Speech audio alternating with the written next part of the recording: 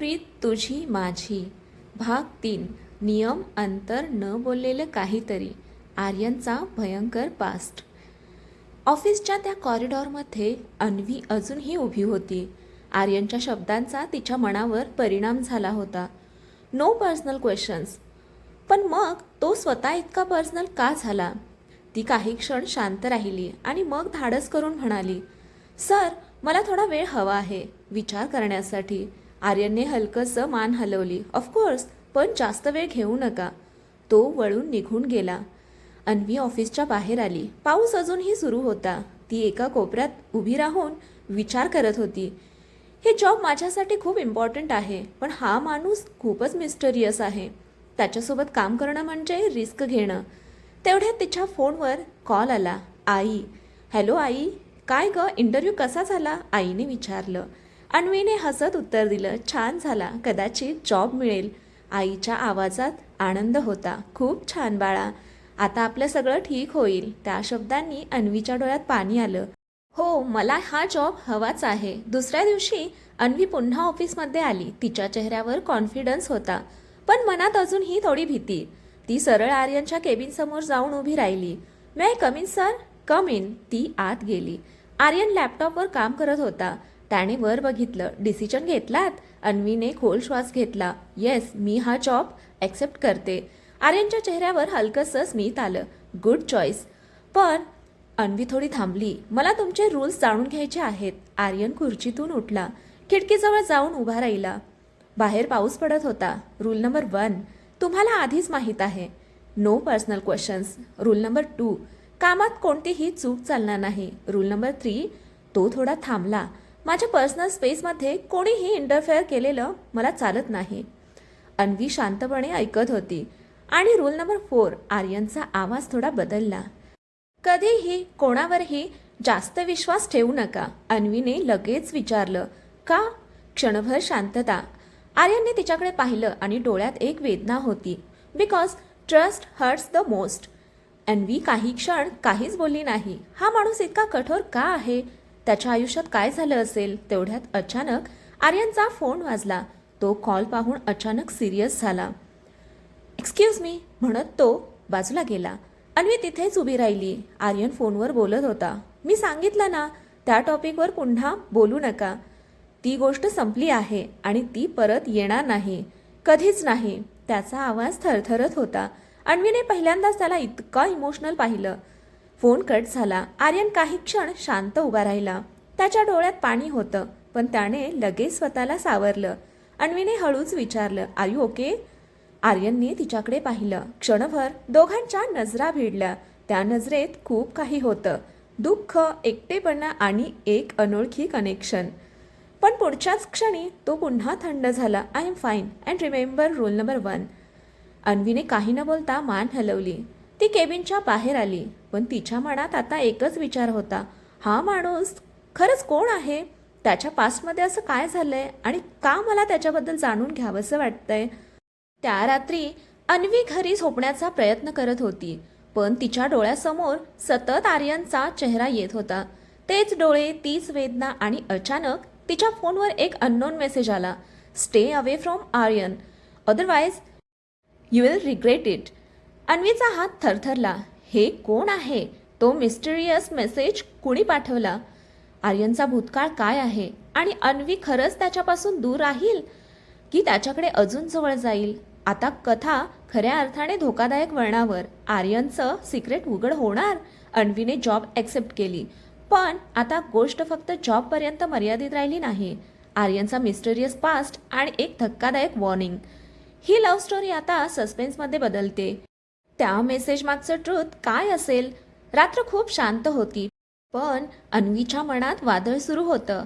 Phone तिच्या हातात होता. स्क्रीनवर तोच message, stay away from Aryan, otherwise you will regret it. तिचं हृदय जोरात धडधडत होतं. हे कोण असू शकतं आणि मला का वॉर्न केलं? ती खिडकीजवळ उभी राहिली. बाहेर अंधार होता आणि हलकासा पाऊस. जणू काही तिच्या आयुष्यावर ही एखादी सावली पडली होती. अन्वीने नंबर परत डायल करण्याचा प्रयत्न केला. Switched off. ती आणखी घाबरली. हा फक्त प्रँक आहे का, की खरंच काहीतरी सिरियस? तिच्या मनात एकच नाव येत होतं, आर्यन. त्याचा पास्टमध्ये काहीतरी आहे आणि ते अजून संपलेलं नाही. दुसऱ्या दिवशी सकाळी अन्वी ऑफिसमध्ये आली, पण आज तिच्या चेहऱ्यावर कॉन्फिडन्स नव्हता. ती थोडी घाबरलेली होती. ऑफिसमध्ये सगळं नॉर्मल चालू होतं, पण तिला प्रत्येकजण संशयास्पद वाटत होता. कोण असू शकतं? ती तिच्या डेस्कवर बसली होती. तेवढ्यात एक मुलगी तिच्या जवळ आली. रिया. हाय, तुम्ही न्यू आहात का? ती हसत म्हणाली. हो, अन्वीने उत्तर दिलं. रिया तिच्याकडे नीट पाहत होती. तुम्ही आर्यन सरांची पीए आहात? अन्वी थोडी थांबली. हो, रिया हसली. पण त्या हसण्यात काहीतरी वेगळं होतं. बी केअरफुल, ती हळू आवाजात म्हणाली. अन्वी चकित. काय? रियाने लगेच विषय बदलला. Nothing, just saying. काम खूप कठीण असतं. ही पण मला वॉर्निंग देते. अन्वीच्या मनात प्रश्नांची गर्दी झाली. हा योगायोग आहे का, की सगळं काहीतरी कनेक्टेड आहे? तेवढ्यात इंटरकॉम वाजला. Miss Anvi, come to my cabin. Aryan. अन्वीचा श्वास थोडा वेगात झाला. ती केबिनमध्ये आली. आर्यन टेबलसमोर उभा होता. गुड मॉर्निंग, त्याने शांतपणे म्हटलं. Good morning sir.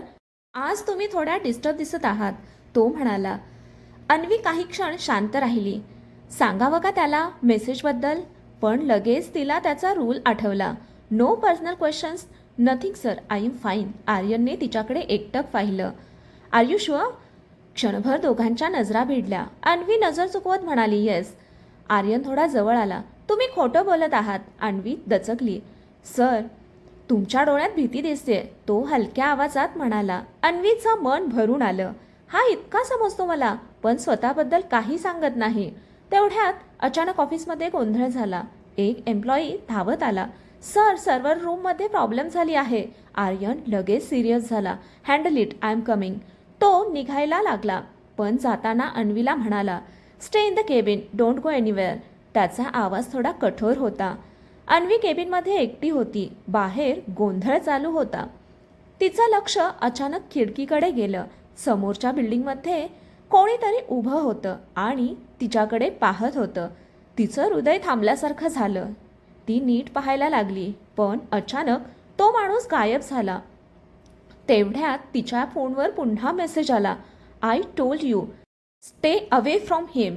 Now you are being watched. अन्वीचा हात थरथरला. फोन तिच्या हातातून जवळजवळ खाली पडला. तेवढ्यात आर्यन परत आला. व्हॉट्स रॉंग? अन्वी घाबरलेली होती. सर, मला काहीतरी सांगायचं आहे. आर्यन सिरियस झाला. Tell me. अन्वीने फोन त्याच्या समोर धरला. तो मेसेज दाखवला. आर्यनचा चेहरा अचानक बदलला. तो काही क्षण शांत राहिला. मग त्याने हळू आवाजात विचारलं. तुम्हाला हा मेसेज कधीपासून येतोय अन्वी? कालपासून. काल रात्रीपासून. आर्यनने डोळे बंद केले. जणू त्याला सगळं समजलं होतं. तो परत आला आहे, आर्यन हळूच म्हणाला. अन्वी चकित. कोण? आर्यनने तिच्याकडे पाहिलं. त्याच्या डोळ्यात भीती होती आणि राग सुद्धा. माझ्या पास्टमधला कोणी, जो मला कधीच सोडणार नाही. अन्वीचा श्वास अडकला. म्हणजे हा धोका खरंच आहे? आर्यन तिच्याकडे पाहत म्हणाला. आता तुम्ही सेफ नाही आहात. क्षणभर शांतता. बिकॉज तुम्ही माझ्या आयुष्यात आला आहात. अन्वी स्तब्ध. पुढील भागात तो मिस्टेरियस पर्सन कोण आहे? आर्यनच्या पास्टमध्ये काय घडलं होतं? आणि अन्वी खरंच धोक्यात आहे का? आता कथा पूर्ण थ्रिलर मोडमध्ये जाते. अन्वीला येणारे मिस्टेरियस मेसेज आता धोक्यात बदलत आहेत. कोण आहे तो माणूस? तो आर्यनच्या आयुष्यातून गेला नाही आणि अन्वी आता सेफ आहे का? कथा वाचल्याबद्दल, ऐकल्याबद्दल खूप खूप आभार. कथा आवडली असेल तर कथेला लाईक करा, शेअर करा, कमेंट करा आणि आपल्या चॅनेलला सबस्क्राईब करा. धन्यवाद.